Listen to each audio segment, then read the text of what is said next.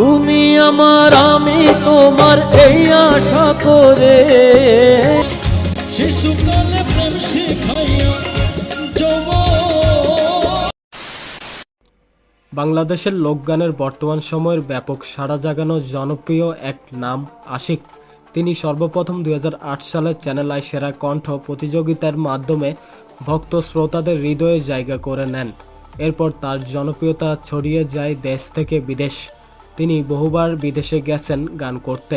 নিজের মৌলিক গানের পাশাপাশি তিনি বাউল সম্রাট শাহ আব্দুল করিমের গানকে তার কণ্ঠে ফুটিয়ে তোলেন টেলিভিশন শ্রোতে। তো আজকের আয়োজনে বিরোহী এই কণ্ঠশিল্পী আশিক বর্তমানে কোথায় এবং কেমন আছেন, এছাড়াও জানবো তার জীবনের জানা অজানা গল্প। কণ্ঠশিল্পী আশিক বাংলাদেশের সিলেট জেলার হবিগঞ্জ সদরের এক মধ্যবিত্ত মুসলিম পরিবারে জন্মগ্রহণ করেন। তার মূল নাম সৈয়দ আশিকুর রহমান। অনেকেই আবার তাকে পাগলা আশিক হিসেবেও চেনে। ছোটবেলা থেকে তিনি বাংলা ফোক এবং বাউল গান শুনতেন। এরপর বাউল সম্রাট শাহ আব্দুল করিমের বেশ কিছু গান তার হৃদয়ে ধারণ করেন। এভাবেই তিনি দীর্ঘ 15 বছর বাউল গানের চর্চা করেন। পরবর্তীতে বাউল সম্রাট শাহ আব্দুল করিমের গান আশিক চ্যানেল আই সেরা কণ্ঠের প্রোগ্রামে পরিবেশন করে এবং বিচারকের রায়ে আশিক সেরা কণ্ঠ হিসেবে জয়লাভ করেন। এরপর থেকে আর কখনো তাকে পিছনে ফিরে তাকাতে হয়নি। ভক্ত শ্রোতাদের ভালোবাসা এবং নিঃস্বার্থ সাপোর্ট তাকে আজ ফোক গানের যুবরাজ বানিয়েছে। তার গাওয়া বন্ধুরে কই পাবো সখী, মাটিরও পিঞ্জিরা সোনার ময়নারে, তুমি রাখো কিবা মারো, কলিজাতে দাগ লেগেছে, আইজ আমার আনিয়া দেওরে আসমানেরও চান, হেলাই হেলাই কার্য নষ্ট, দে দে পাল তুলে দে, দিল্লিতে নিজামুদ্দিন আউলিয়া গানগুলো চরম জনপ্রিয়। এ পর্যন্ত প্রায় 40 বার বিদেশে মাটিতে কনসার্ট করে দেশের সুনাম বয়ে এনেছেন আশিক। এর মধ্যে শুধু ইংল্যান্ডে গিয়েছেন 8 বার, কানাডায় 4 বার, America, Australia, France, Italy, Belgium, Switzerland, Germany 2 বার, কাতার, বাহরাইন, সৌদি আরব সহ বিশ্বের বড় সবগুলো দেশেই ঘুরেছেন এবং গান গেয়েছেন আশিক। এই দুনিয়ায় মন বোঝার চেয়ে ভুল বোঝার মানুষ বেশি,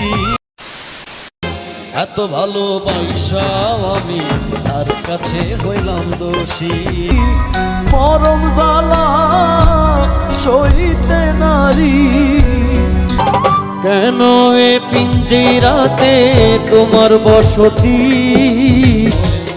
তোমার দেখিবার মনেবা। এ তো গেল শিল্পী আশিকের কথা। এবার আসি মানবিক আশিকের কথায়। করোনা মহামারী শুরু হবার পর থেকে তার নিজ বাড়ি হবিগঞ্জে অবস্থান করছেন আশিক। লকডাউনের শুরু থেকে তিনি কাজ করে যাচ্ছেন হবিগঞ্জের স্থানীয় শিল্পী মিউজিশিয়ানদের জন্য।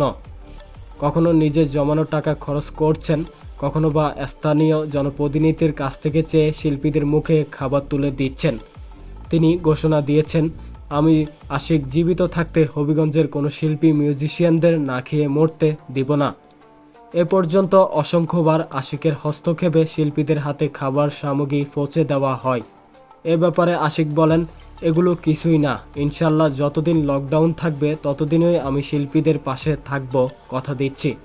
তবে এই ব্যাপারে আমাকে সবসময় সহযোগিতা করছেন সদর আসনের সাংসদ জনাব এড আলহাজ মোহাম্মদ আবু জাহের এমপি। তিনি সবসময় আমার সাথে যোগাযোগ করে তিনি শিল্পীদের খোঁজখবর নিচ্ছেন। প্রতিবাদী আশিক বাউল গান যারা বিকৃত করে তাদের বিরুদ্ধে সোচ্চার হয়েছেন। এ ব্যাপারে বিভিন্ন টেলিভিশন ও নিজের ভেরিফাইড ফেসবুক পেজে সবসময় বিকৃতিকারীদের বিরুদ্ধে হুঁশিয়ারি দিয়ে আসছেন আশিক। যাই হোক, আশিক 2015 সালের শুরুতে বিয়ে করেন। বর্তমানে তার একজন ছেলে সন্তান রয়েছে। বর্তমানে আশিক গানের কাজ করার কারণে ঢাকার একটি ভাড়া বাসায় অবস্থান করছেন। তিনি তার নিজস্ব ফেসবুক পেজ এবং ইউটিউবে তার নতুন গান এবং কাজের আপডেট শেয়ার করেন। গান এবং টুকটাক স্টেজ প্রোগ্রাম করে প্রতি মাসে আশিক প্রায় 1 লাখ টাকার বেশি আয় করছেন। তো বাউল সম্রাট শাহ আব্দুল করিমের সাথে আশিকের মূল সম্পর্ক হলো, আশিক মূলত উক্ত বাউল সম্রাটের লেখা গানগুলো গেয়েই ব্যাপক জনপ্রিয়তা পেয়েছে। তার পাশাপাশি বর্তমানে আশিক তার নিজের লেখা এবং সুরেও গান করছেন। তিনি গান এবং গানের মানুষদের সাথে সময় কাটাতে বেশি পছন্দ করেন। যাই হোক, আশিকের জন্য শুভকামনা। আশিকের কণ্ঠে আমরা খুঁজে পাবো আমাদের লিজেন্ড প্রাক্তন সঙ্গীতশিল্পী বাউল সম্রাট শাহ আব্দুল করিমকে।